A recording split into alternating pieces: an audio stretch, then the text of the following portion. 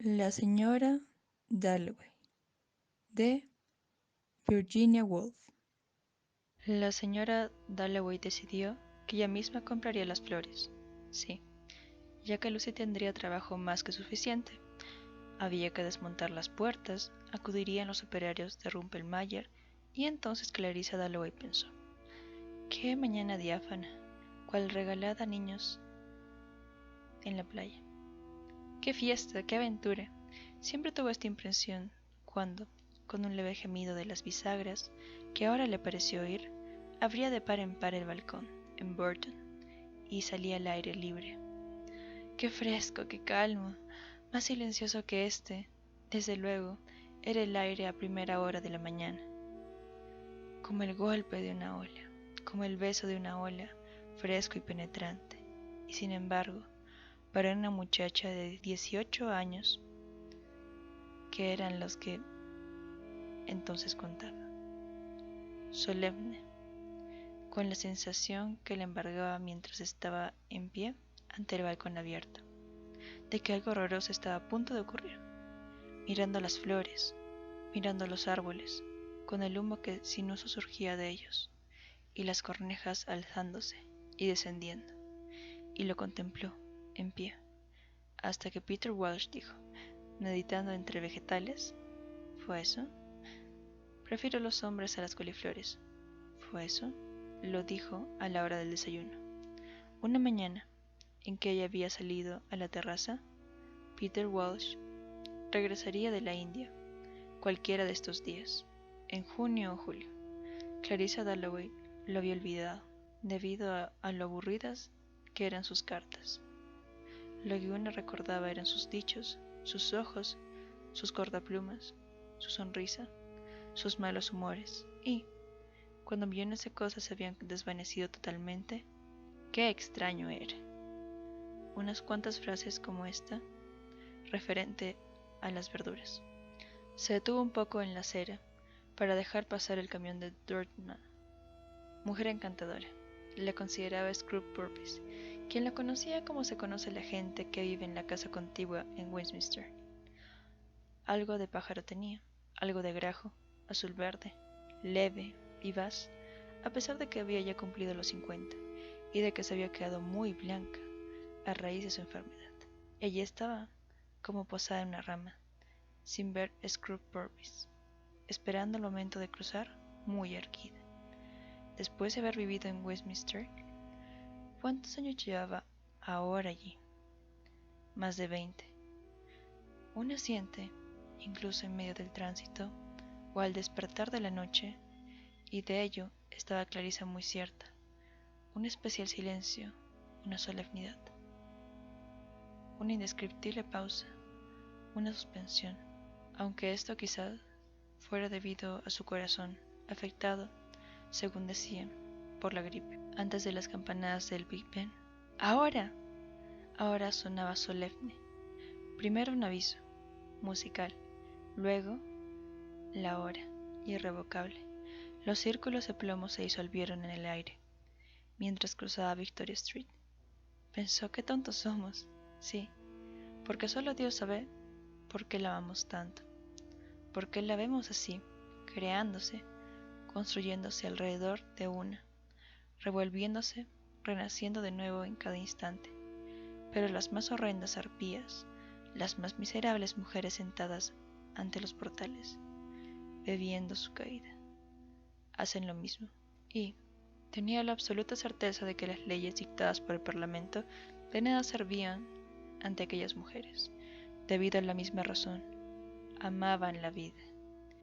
En los ojos de la gente, en el ir y venir y el ajetreo, en el griterío y el zumbido, los carruajes, los automóviles, los autobuses, los camiones, los hombreanuncio que arrastraban los pies y se balanceaban, las bandas de viento, los organillos, en el triunfo, en el campanilleo y en el alto y extraño canto de un avión en lo alto, estaba lo que llamaba la vida, Londres, este instante de junio. Porque el mes de junio estaba mediado, la guerra había terminado, salvo para algunos como la señora Foxcroft, que anoche, en la embajada, se atormentaba por aquel guapo muchacho había muerto en la guerra, y ahora un primo heredaría la antigua casa solariega.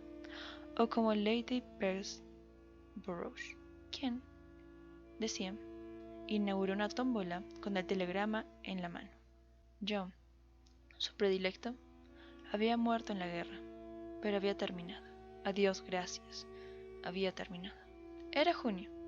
El rey y la reina estaban en palacio y en todas partes, pese a ser aún tan temprano. Imperaba un ritmo, un movimiento de jacas al galope, un golpeteo de palos de cricket, Lords, Ascot, Frenelac y todo lo demás, envueltos en la suave red del aire matutino gris azulado, que, a medida que avanzara el día, lo iría liberando, y en sus céspedes ondulados aparecerían las saltarinas jacas, cuyas manos, con solo tocar levemente el suelo, las impulsaban hacia lo alto, y los muchachos arremolinándose, y las rientes chicas con sus vestidos de transparente muselina que, incluso ahora después de haber bailado durante toda la noche, daban un paseo a sus perros absurdamente lento. E incluso ahora, a esta hora, viejas y discretas viudas hacendadas pasaban veloces en sus automóviles, camino de misteriosas diligencias, y los tendederos se asomaban a los escaparates para disponer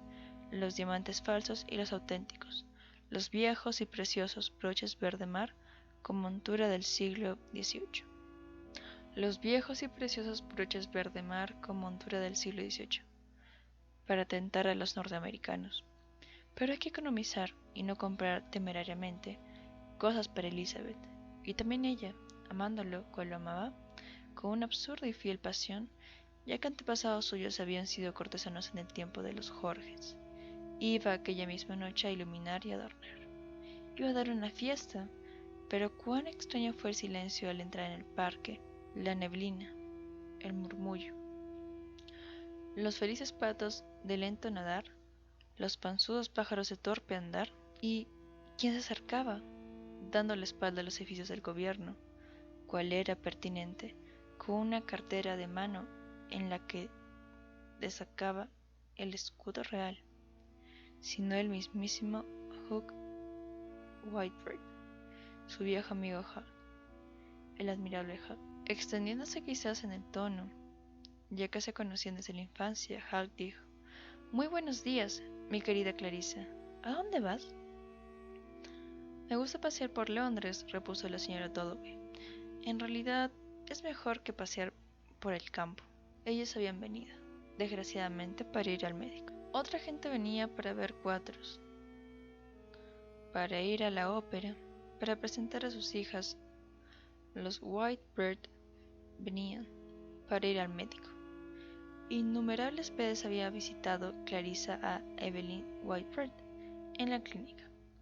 ¿Estaba Evelyn de nuevo enferma? Evelyn estaba algo achacosa, dijo Hugh, dando a entender mediante una especie de erguimiento o hinchazón de su bien cubierto, varonil, extremadamente puesto y a la perfección forrado cuerpo. Siempre iba casi demasiado bien vestido, pero cabía presumir que estaba obligado a ello por su pequeño cargo en la corte, que su esposa padecía cierta afección interna, nada grave, lo cual Clarissa Dalloway, por ser antigua amiga, comprendería a la perfección, sin exigirle explicaciones. Oh, sí, claro, lo comprendió. Qué pesadez. Experimentó sentimientos de hermandad y al mismo tiempo tuvo rara conciencia de su sombrero. No era el sombrero adecuado a aquella temprana hora de la mañana, ¿verdad? Sí, ya que Hugh siempre le causaba esta sensación, mientras parloteaba y se quitaba el sombrero, en ademán un tanto ampuloso, y le aseguraba que parecía una muchacha de 18 años, y le decía que, desde luego, esta noche iría a su fiesta, por cuanto Evelyn había insistido en que así lo hiciera, aunque llegaría un poco tarde debido a que asistiría a la fiesta en palacio, a la que debía llevar a uno de los hijos de Jim. Le causaba la sensación de ser un poco desaliñada a su lado, un poco colegiala, pero le tenía afecto en parte por conocerle de toda la vida y le consideraba buena persona a su manera, a pesar de que Richard no podía soportarlo y a pesar de Peter Walsh, quien aún no había perdonado que Clarissa le tuviera simpatía.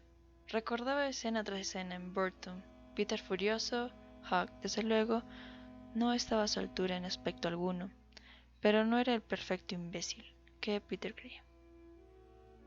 No era un puro y simple adoquín.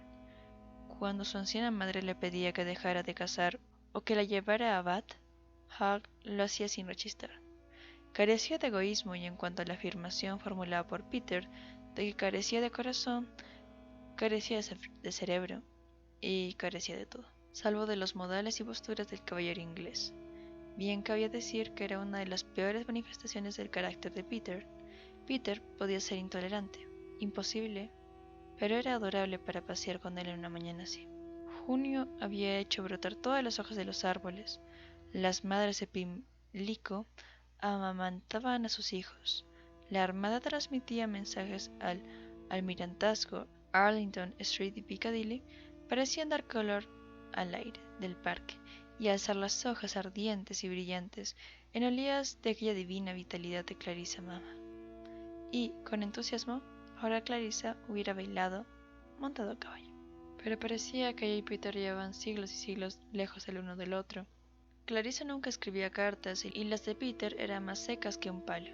Sin embargo, de repente a Clarissa se le ocurrió pensar: ¿qué diría Peter si estuviera conmigo? Ciertos días, ciertas imágenes le devolvían a Peter con paz, sin la antigua amargura. Quizás esto fuera la recompensa. Pero Peter, por hermosos que fueran los árboles o el césped o la niña vestida de color rosa, no veía nada. Si Clarissa se lo pedía, Peter se ponía las gafas y miraba. Lo que le interesaba era el estado del mundo, Wagner, la poesía de Pope, el carácter de las gentes eternamente y los efectos del alma de Clarissa. ¿Cómo la reñía? ¿Cómo discutían? Clarissa se casaría con un primer ministro y permanecería en pie en lo alto de una escalinata. La perfecta dama de sociedad, le llamó Peter. Por esto lloró en su dormitorio. Tenían las hechuras de la perfecta dama de sociedad, decía Peter.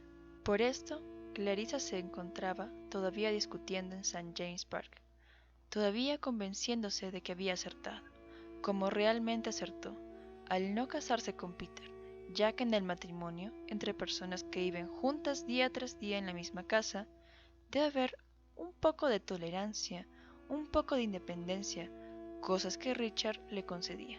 Y ella a él. Por ejemplo, ¿dónde estaba Richard aquella mañana? En la reunión de algún comité, aunque Clarissa nunca se lo preguntaba. Pero, en el caso de Peter, era preciso compartirlo todo, meterse en todo, y esto era intolerable. Y, cuando se produjo aquella escena, junto a la fuente, en el jardincillo, Clarissa tuvo que romper con él, ya que de lo contrario, y de ella estaba convencida, ambos hubieran quedado aniquilados, destruidos, a pesar de lo cual, Clarissa había llevado durante años clavado en el corazón el dardo de la pena y de la angustia, y luego el horror de aquel momento en que alguien le dijo en un concierto que Peter se había casado con una mujer a la que había conocido en el barco rumbo a la India. Fue un momento que Clarissa nunca olvidaría. Peter la motejeaba de fría, sin corazón y mojigata. Clarissa nunca pudo comprender la intensidad de los sentimientos de Peter, pero al parecer sí podían aquellas mujeres indias, tontas, lindas, frágiles e insensatas, y Clarissa hubiera podido ahorrarse su compasión, porque Peter era perfectamente feliz, según le decía, totalmente feliz, pese a que no había hecho nada de aquello de lo que hablaba. Su vida entera había sido un fracaso. Esto también le disgustaba a Clarissa.